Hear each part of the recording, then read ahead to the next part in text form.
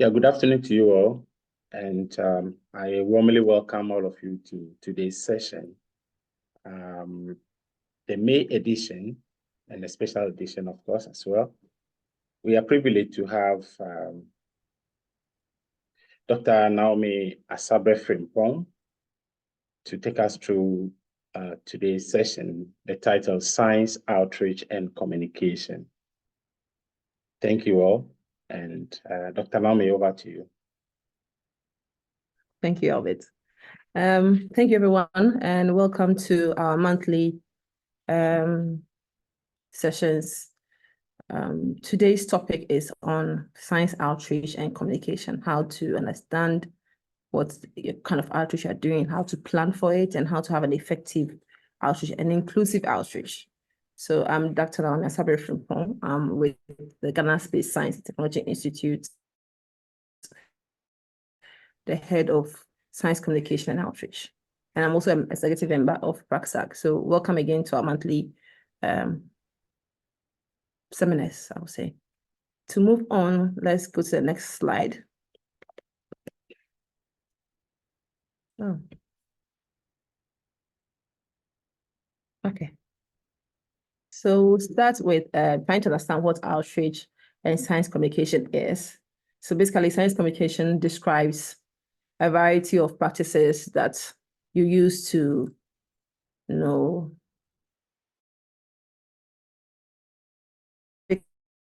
use the knowledge you have acquired and what kind of research you are doing to, and in a way that it has to them that they can to promote public awareness and to increase. And mainly, I think, is to make the public sympathetic can you off to your the video, scientific research you are doing. Can you off your video? Your bandwidth is... Okay, it's creating issues. All right. Great. So is it better? Yeah, go ahead. All right, great. So I'll continue then. So we have we have three types of outreach and science communication. We have public engagement, we have outreach, and we have research communication. Public engagement is aimed at trying to have a two-way conversation with the public, general public, trying to share what issues are going on, the problems, and how and what you are doing and how it will benefit the society. And outreach are mainly activities you do to encourage public understanding of science and scientific research, like public lectures, workshops, activities, exhibitions, all those fun fairs that you do. So these outreach can come from universities, professional bodies, organizations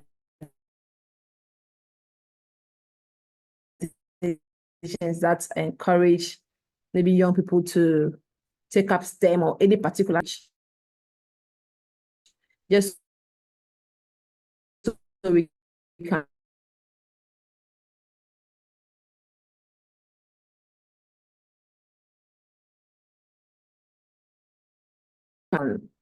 the patterns and the findings of your research to the public and to external audience, which may include policymakers, stakeholders, and those kind of audiences.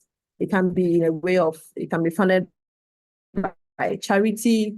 You can even do a communication campaign to increase supporters. It can be through media or peer activities. So there are many ways to do research communications. And most of those are sometimes more aimed at higher level people trying to get support to maybe fund the research or to make sure the research findings are adapted into policy. And we continue with what effective and inclusive communication is. Because the trend usually has been that we just talk about research. We don't think about how it's being disseminated to people who may not have access to what we are saying. So how are we making our communication inclusive? How are we making it very effective? So there's been a global movement to change the traditional way of science communication towards a way that is more centered towards inclusion, equity, and intersectionality, where we make sure are also getting the same information. The information is not skewed towards only researchers or skewed towards only the rich or skewed towards only those who are in Accra, but it has a stake in the kind of research you are doing. And how we are clearly and succinctly describing the work we are doing, making sure we are very precise and clear about the results that we're reporting is important, and how the results differ from what people already know or what they thought they knew before or what has already happened. So because I believe in my previous talk during the previous seminar, I think 2 seminars ago, I talked about people having biases, people coming with a preconceived notion about what you're going to talk about or what the service is about. So effective communication is trying to make sure that you are very, very clear and describing the context of your scientific work and how important it is and how the results differ from what is already known or how it's added on to what is already known. And then what makes scientific communication inclusive is being very intentional regarding the audience and how you are describing your research and how you are incorporating marginalized identities. Like we are making sure everybody is represented and we are not marginalizing a group of people because of their location or their agenda or their financial status or their ethnicity. So making sure that we are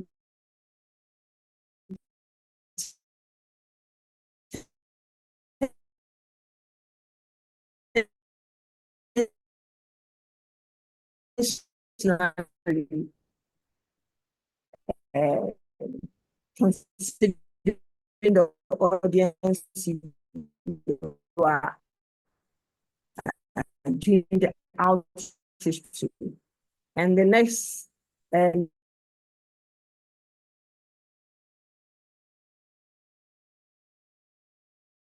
who is communicating the scientific knowledge? Who is the audience you are communicating to, their personal identities, their practices, what outcomes you are expecting or we want them to understand. And you have to follow up with adaptation, because since a continuous process, that means that you want to adapt or change practices that you are doing that are not addressing the inequality that was there before. So these practices are things that these points are things we have to think about as we plan our outreach or science communication to make it more inclusive.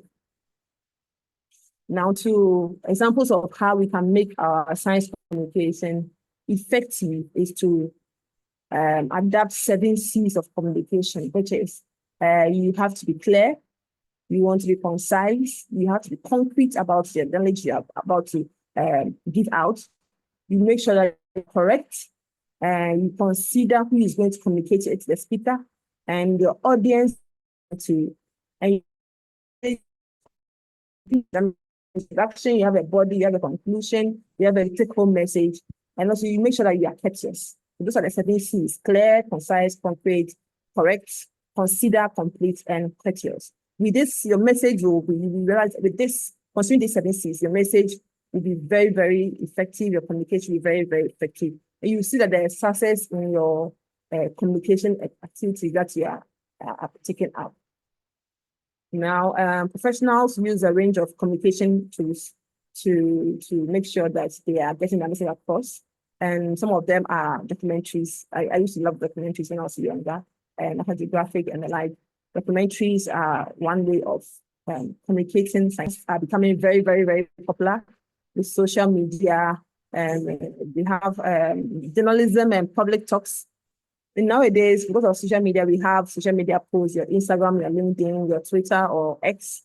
We have cartoons and newsletters are becoming increasingly popular as a form of science communication. Because now, even in like TikTok or YouTube Shorts are becoming a very fast and effective way to communicate scientific research or scientific results that have been public. Now, before you start plan a framework Okay, you have to have a strategy, and there's a framework to that strategy. The framework is mainly that you have a message, and you have people who have no idea of what you have to talk about. And then you have a topic, you have to think about what audience you want to talk to, what impact you want them to have, the goal of the outreach, what that you say, so that it's for set out communication. What you have targeted to other people. So that's the framework, and slides are going to be about how to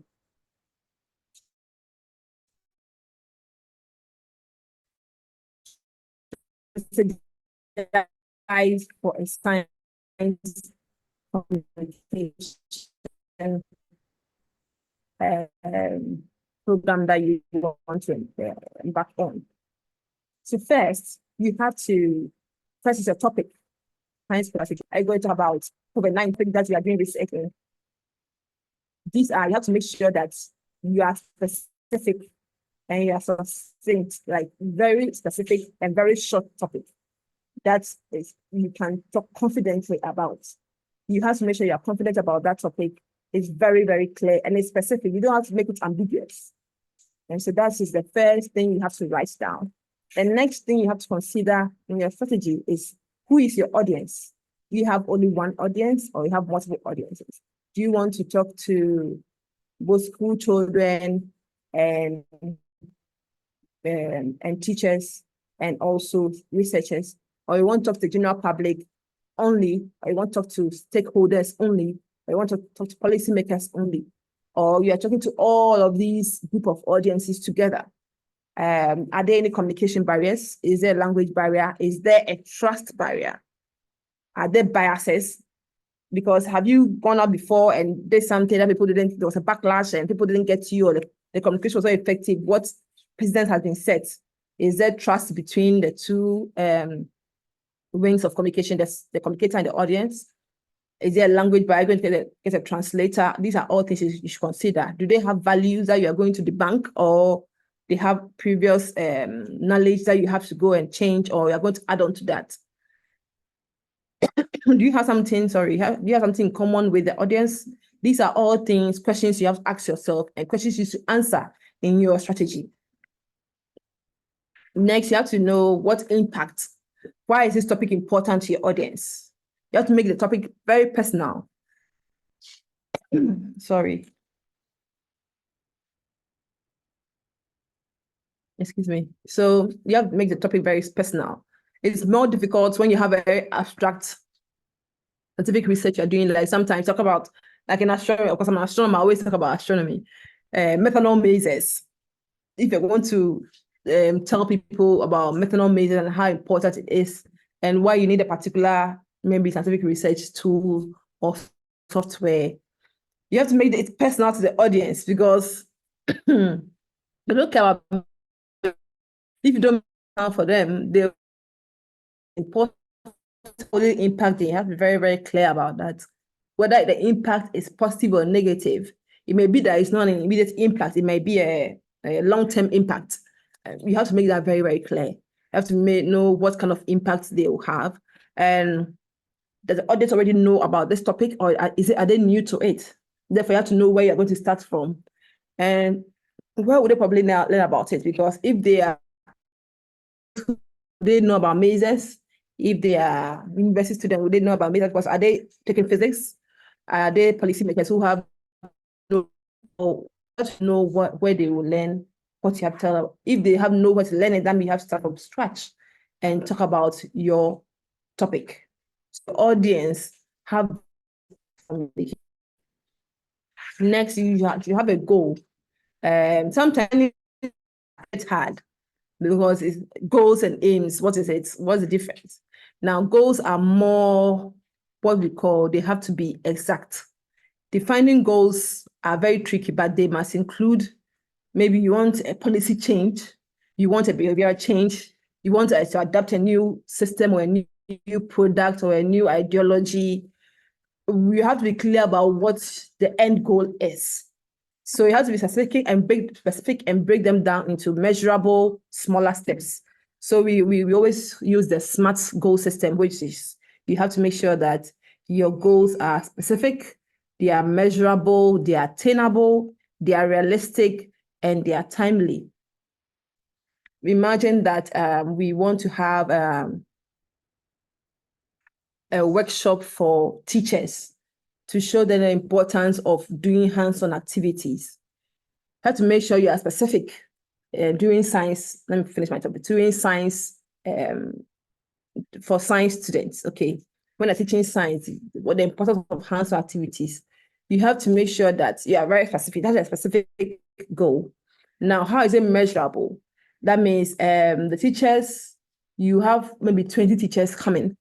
When they go away from your workshop or your outreach, they go away knowing what the hot hands-on activities are available. That is something that's measurable. You can ask them, of the 10 hands-on activities we have taught you, how many can you confidently do? Can you even let them show you, redo it for you to see? That's something that is measurable.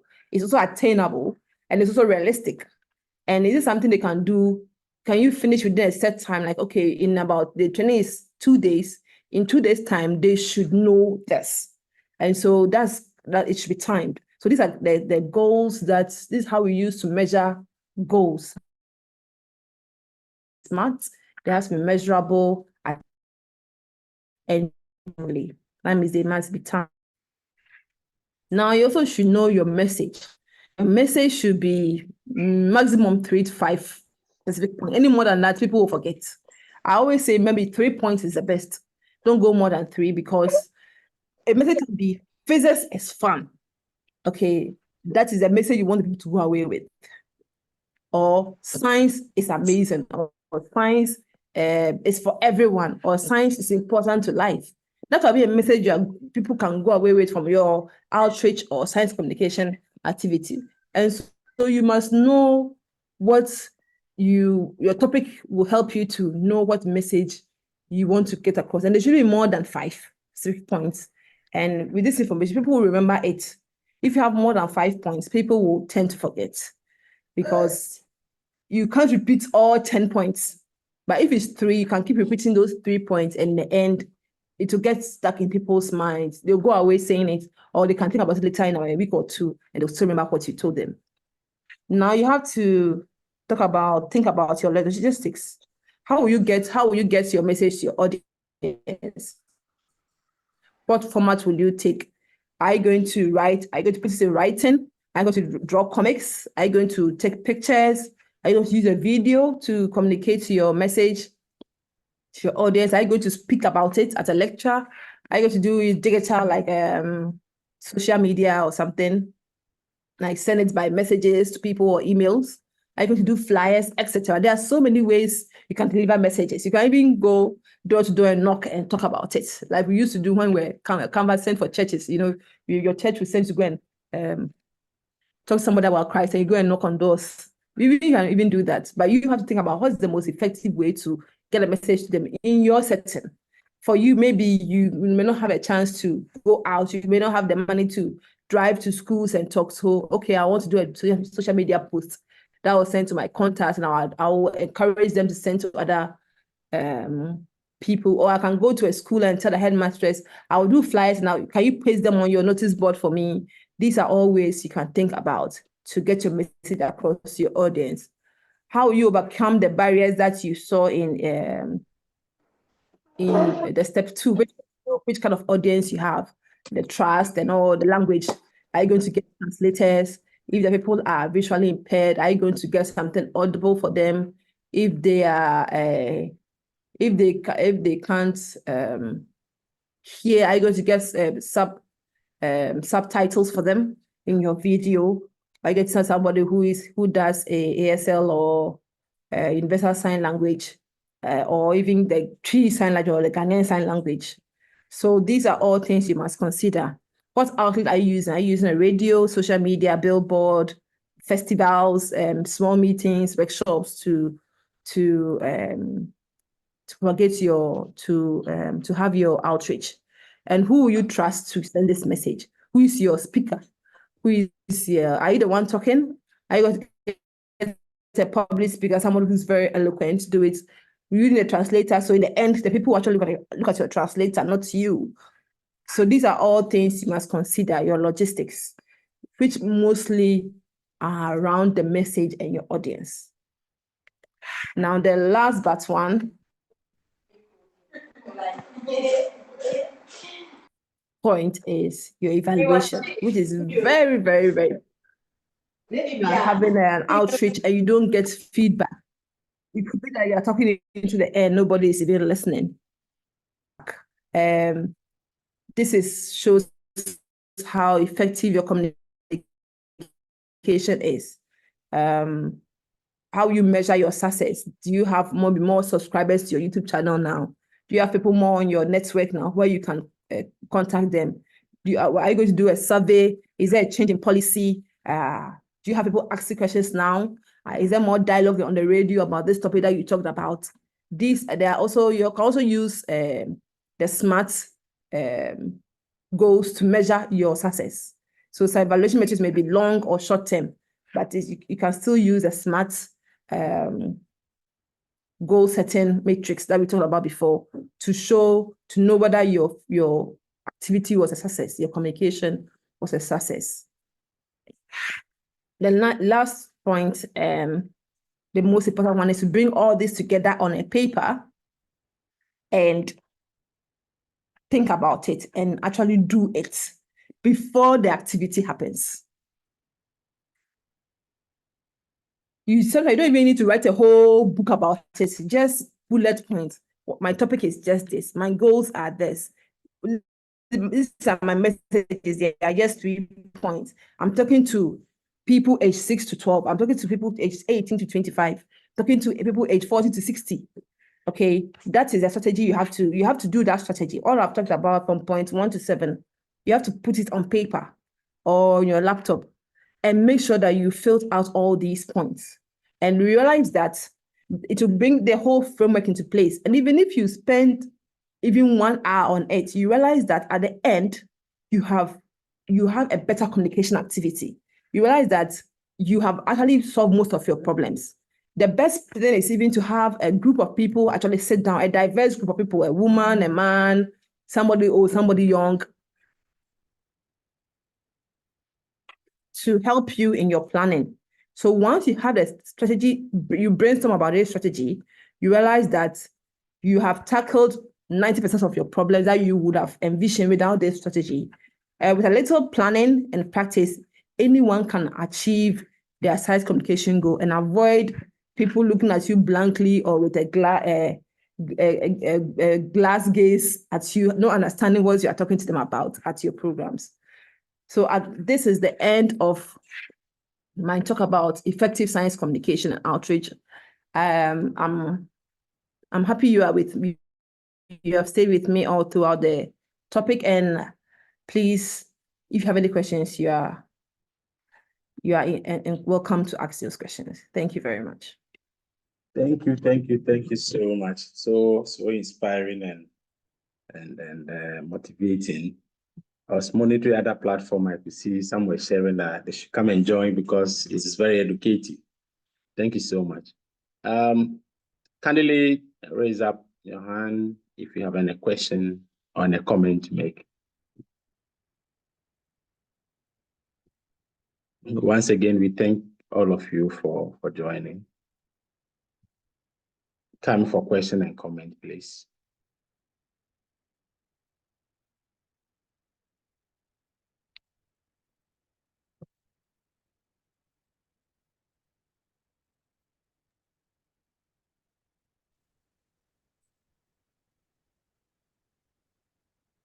I didn't know questions. I'm surprised.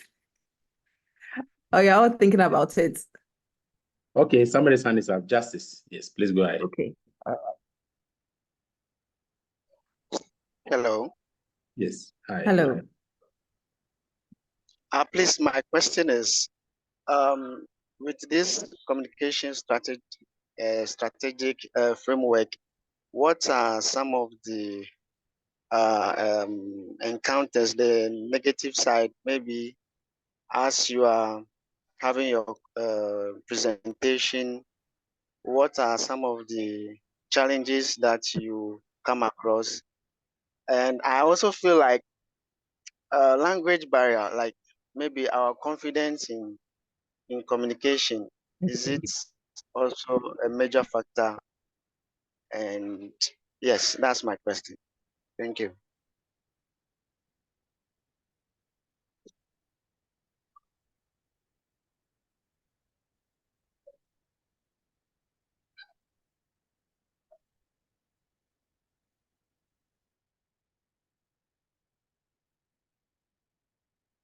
Naomi, are you there? Oh, it looks as if we lost Naomi.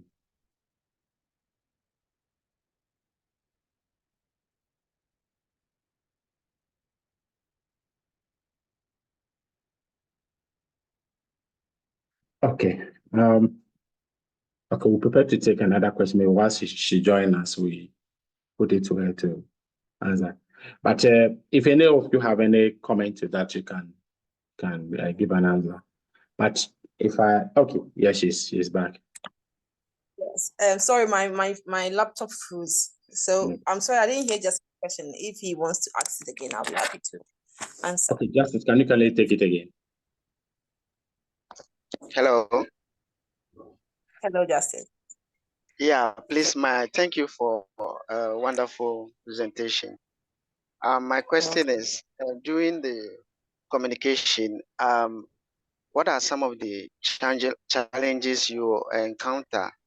And for me, I have a problem with my individual personal language, like in speaking and having the motivation to communicate.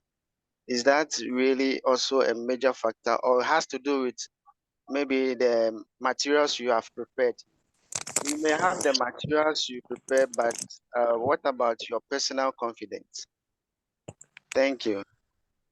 Thank you, Justice. I think a confidence issue is something everybody who is a presenter has faced. We always have butterflies in our tummies, or we are nervous when it's time for us to present. One thing I've realized about presenting is you have to make a conscious effort to learn the skill. Okay, you have to make a conscious effort to learn the skill. Before I started communicating, doing presentations, I watched a lot of videos about how to communicate, how to stand up and talk to people.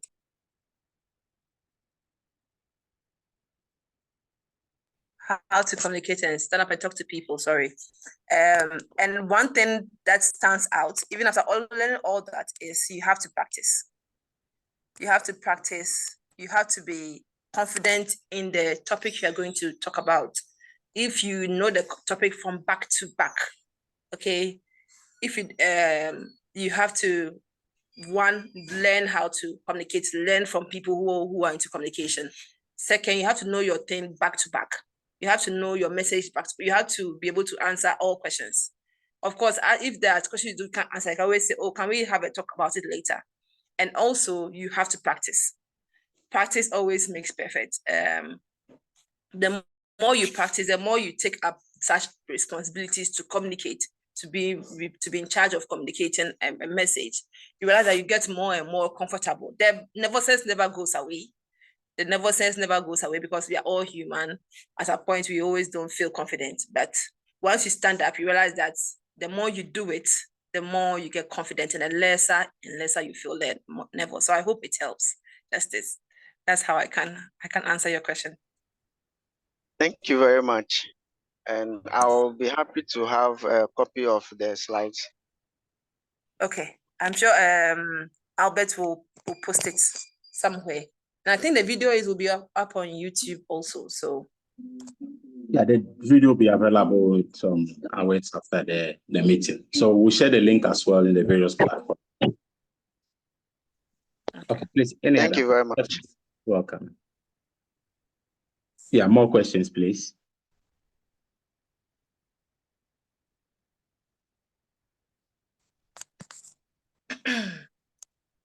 Okay, and just unmute yourself if you have any question.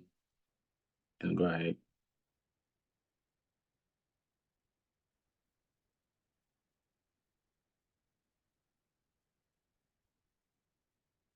All right.